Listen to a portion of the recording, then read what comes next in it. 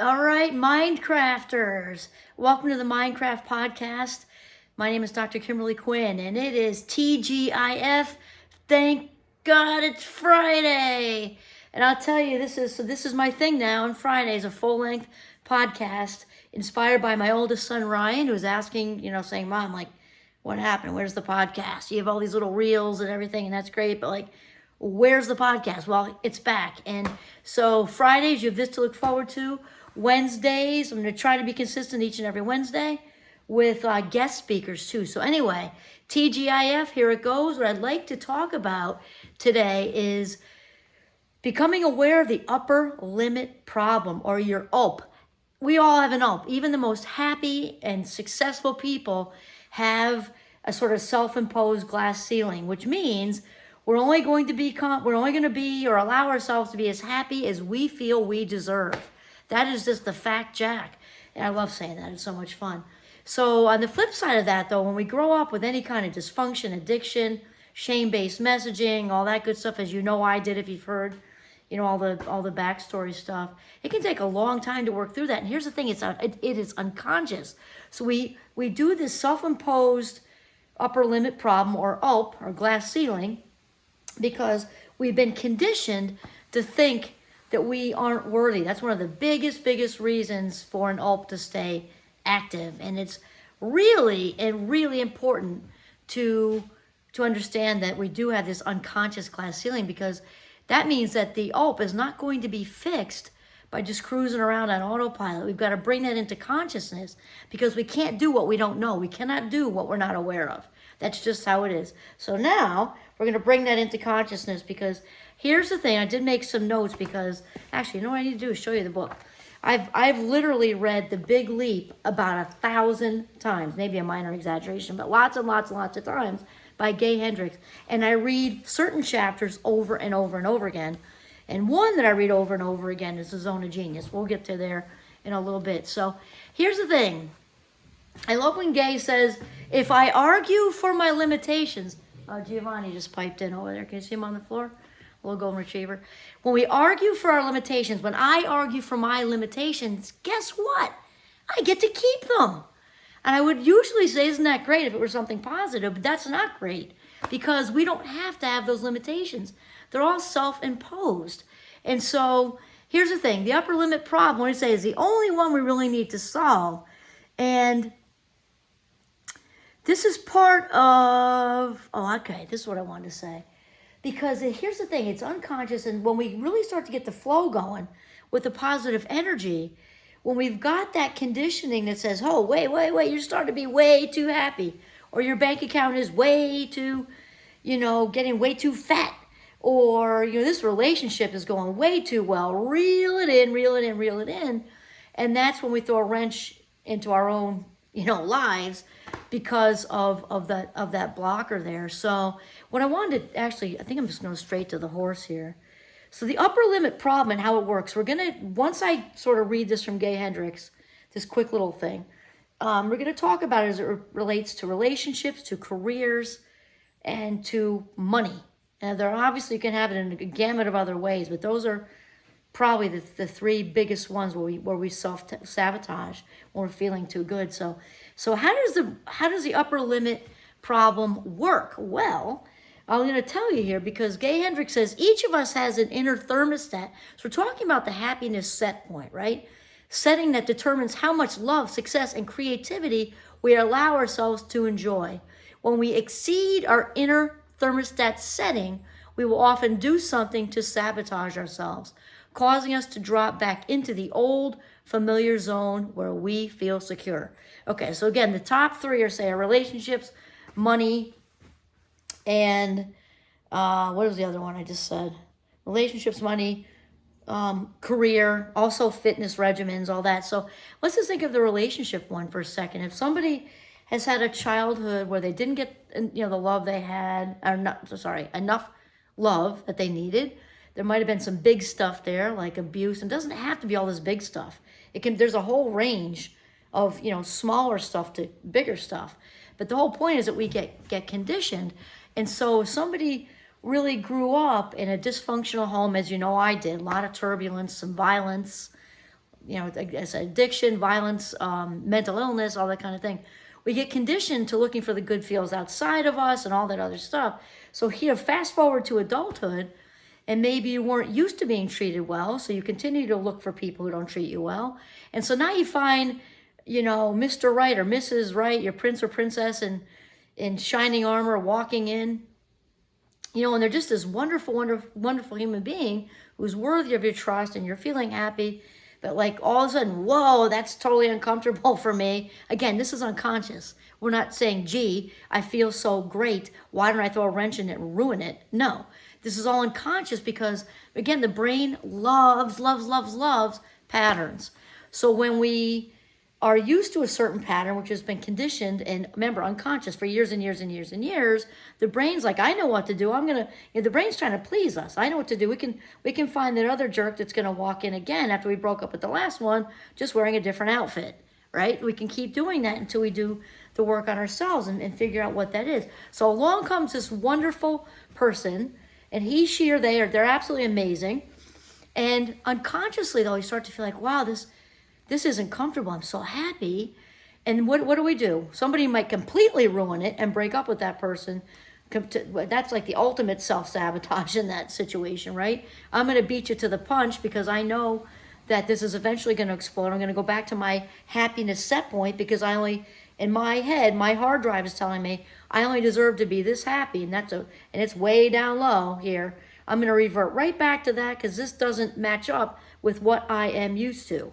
Right? Or they may not do a full breakup, but they may start to blame the other person, to question them, to say things about, distrust, that when this person hasn't shown any indication you can't trust them.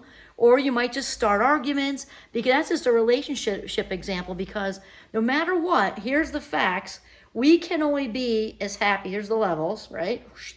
Here's really low bar for happiness, and here's through the ceiling, dancing at the top of Mount Everest, got the world by the ass, loving life, right?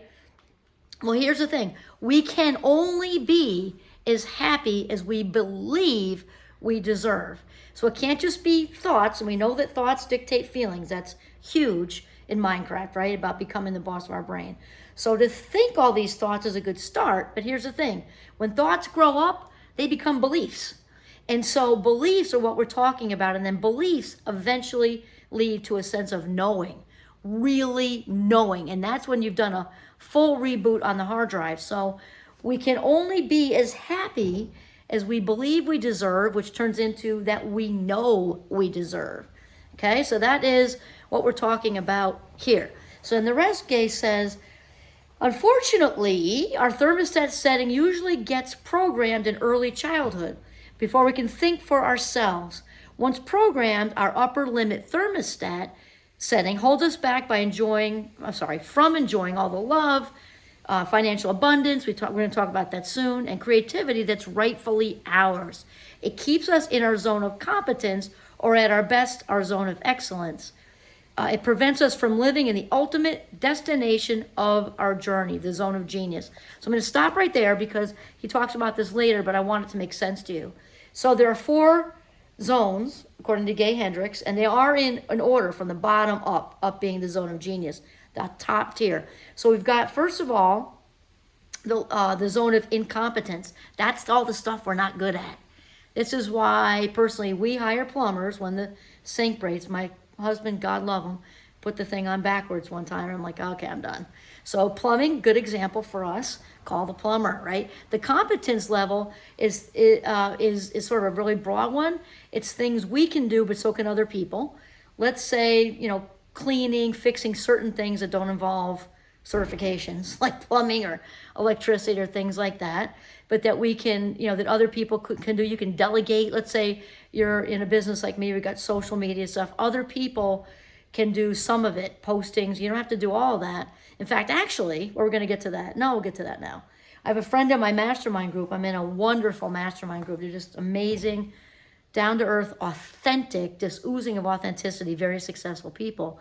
And one of my friends, Jarrett, says, do the best you can to do only what only you can do, all right? So that's kind of what we're getting at. So here's the zone of incompetence, stuff we're not good at. Zone of competence, things we're good at. Cleaning is a good example, but so can lots of other people, or landscaping, or whatever. Obviously, some people may do that better than you, but we can all do it enough, I guess is what we're saying. And then there's a zone of excellence. So for me, that would be teaching, I would say, because the zone of excellence is actually can be, it's interesting because it's very paradoxical. The zone of excellence can keep us trapped because it's so good. So, I love teaching. I feel like I was put on this earth to teach and educate and things like that. I've absolutely loved it. I'm still doing it part-time because I'm doing all this now. Absolutely loved it.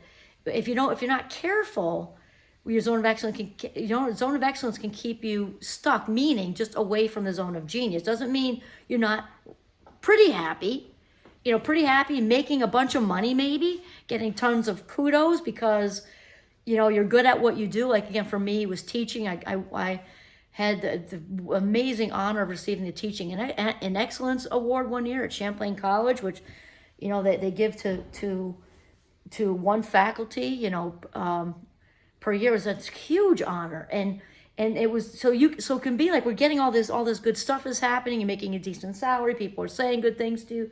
All of that, and that's good for a while. You want to reside there for a while.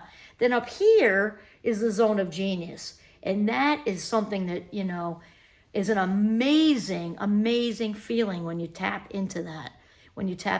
So it's easy to see how we can kind of remain here because it feels so good.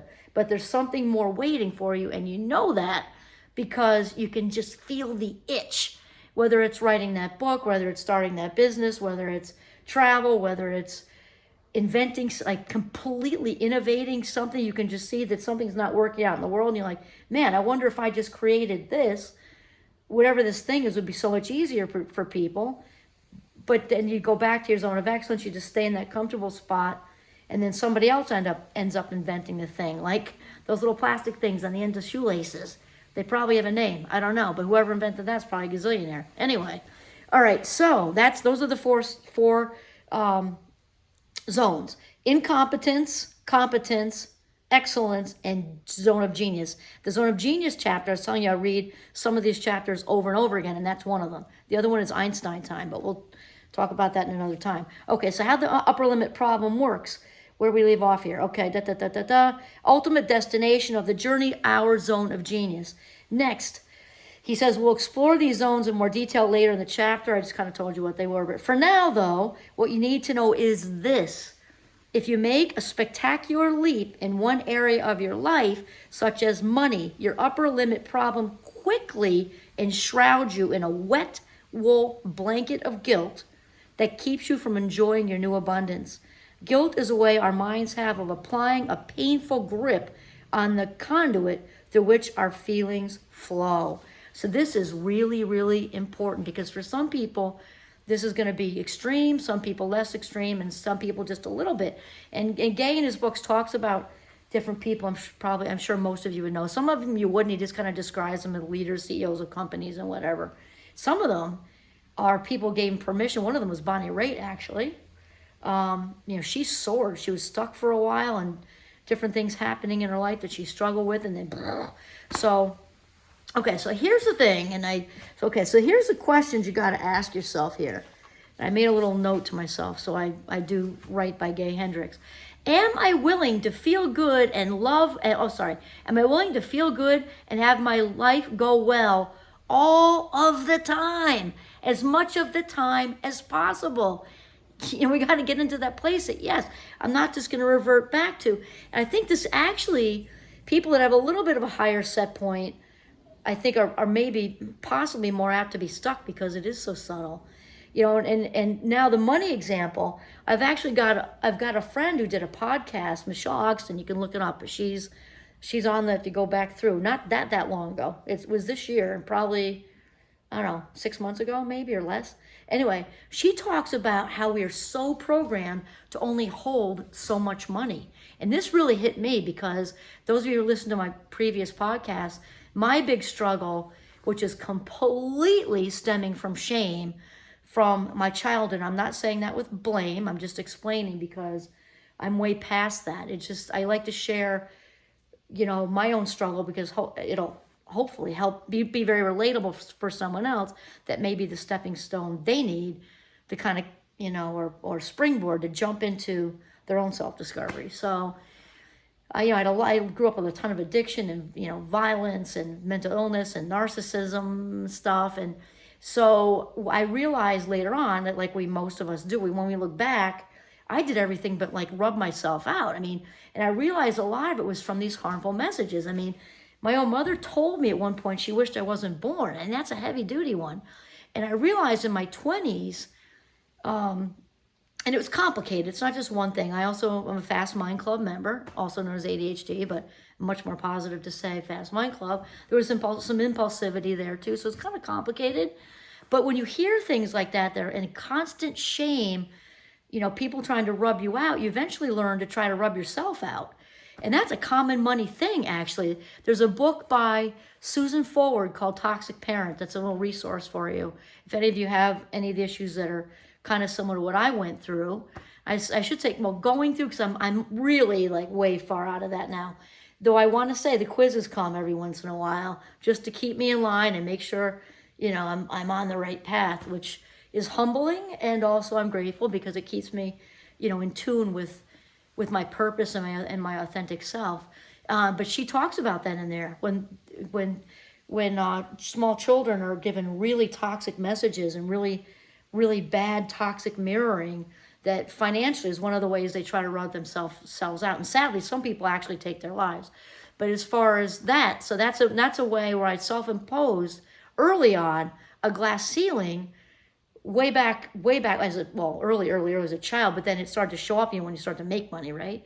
As a young adult, I had imposed a glass ceiling on me that was a glass layer of granite, more granite, and finally healed all that inside stuff in my hard drive, healed all that. And that's been old news for decades now. But I'm sharing that with you again because I think it's so relatable that Gay talks about it too. So he talks about relationships, money, also fitness. He talks about his own thing with a glass ceiling around, he struggled with weight, and I don't remember the number of pounds, but he lost an insane amount of weight, not like 10 or 20, like big weight. And so he'd be doing well, eating well, and exercising, and being out in nature, doing all the things. And then all of a sudden, this feels too good. I'm getting all these compliments. I'm feeling good. Maybe the dating life, I'm saying in general now, maybe the dating life is improving. You get all this positive stuff, mostly from the inside out, that you're feeling so good. And then, people who often feel this good go on a binge, and it just does this like snowball thing, and it blows up again, because that's an ULP. That's an upper limit problem ULP. All my money stuff I explained to you is an upper limit problem, the ULPs. And the ULPs kept going. They just looked differently. As I started to heal, the big stuff was a little more obvious, like don't spend recklessly, shopping, whatever. And it got to a point where it wasn't as extreme as that. It became more subtle. When, okay, wow, I'm starting to really, this is maybe, I don't know, a couple decades ago or whatever, started to actually save money. And in my head, I'm like, can it be, I'm just making this number up, can it be more than 5,000? And slowly I'm like, okay. And I would tell myself, I'm going to feel good for a while longer. I'm going to feel good for a while longer. And I still do that. And I actually use one of the mantras that Gay Hendricks has in here in my early morning routine, which begins with saying thank you out that bay window right over there. You can't see it, it's around the corner. And after I do that, actually, 3 things I am grateful for every day in my life, and that sits right there on this coffee table, so I don't miss it ever. And then I head to the woods with little Giovanni, who's laying on the floor over there, catching his snooze. We go in the woods. I have my own little prayer routine, and I set an intention. But all this stuff takes less than 3 minutes, literally. Then out the door. And so where I'm going with this is I'll say, the Gay Hendricks kind of mantra is, he says like this. I just move the 3 words around because I prefer to say love first. So I expand in love, abundance, and success as I inspire others to do so as well. And then I say it 3 times in a row. So just positive affirmation. And I had a talk with myself, actually, after I had Michelle. I told you about my mastermind friend who talks about, and she does all kinds of work on that. You can reach out to me if you want to know her, because I have her info someplace. You could probably just look her up on LinkedIn. Michelle Ogston, Ogston. Anyway, I thought about it, this realization. I've come miles with the money thing. Miles. It's been, say, at least a couple of decades. And when I interviewed her about that, I thought, wow, I think I even said it to her, actually. I said, this is so freaking cool, because what she was talking about, being able to hold a certain amount of money, whether it's 5,000 or 10,000, 50,000, 100,000, whatever, that sometimes even when we're doing really well, like, I've spent years of me working on my hard drive. I've done so much work on myself. I'm in a really, really good place, super comfortable in my skin. This still was the universe, or God, however you want to say, higher power, talking to me, saying, you can keep expanding, because you can have an ULP. You can have an ULP. Okay, we can hold more than 5, 10, or whatever it is. So these are all examples of the upper limit problem. And it's really, really important, no matter where you are in the continuum with that, whether it's, severe and kind of inviting not the best people into your life to not treat you well and things like that, that's on this end. Whether it's more the middle, or whether you've done a ton of work on yourself and you're getting kind of reminders, because the life, and my dear friend Oprah says this a lot, we're very good friends, she just isn't aware. She also says, listen to the whispers so they don't turn into bricks, which also kind of goes along with this listening. But she talks about how life continues to send us quizzes. So even, let's say, the quiz is worth 10, like my physics quizzes in high school with Mr. Circo, a 10 out of 10 is obviously an A. A 9.2 is obviously a 92. Well, the universe is going to keep giving you quizzes until you get that 10 out of 10. So even if you're doing really, really well, like I've done all this healing with my relationship with money, worked through the shame, rebooted the hard drive over and over and over again, done so much work, you can get a 9.8 and be moving along, doing well, doing YouTube talks, influencing, doing workshops, working with people, and then a little bit of time will go by and bang, higher power, God, universe sends you another quiz, because you still got that 2% to go. And that's just how it is. So that's how the upper limit problem works. And it's really, really important for you to be aware of your own upper limit problem, or an ULP. I actually say that word now, and Gay talks about, remember, that's the big leap. Gay talks about how he did a conference someplace with executives, and he didn't nickname it ULP, even though that's obviously the acronym from the first letters. Somebody in the group started saying, oh, I just had an ULP, an aha ULP moment. Well, I do that too now, because I'm like, oh my gosh. And the more you become aware of it, the more you can figure it out. And there are all kinds of ways, we mentioned some of them, to realize it's an ULP. Blaming, criticizing, arguing, especially if it's a relationship thing. Overt, like with the money thing, overt things like you were doing all the savings, and now you're in the red because you just overspent, you spent recklessly, or you missed out on you're saying, oh my God, I can't believe I forgot to make that phone call, for that person that offered me this opportunity. You probably didn't just forget. That's the brain saying, nope, no more opportunity for you, because you only think you're worthy of this much, and you'll think you just forgot it, but you didn't just forget it. That was passive decision making that was unconscious, and that's why you blew it. You blew it because the brain is used to you blowing it in that way, because the brain is used to you only allowing this much happiness. That's how it works.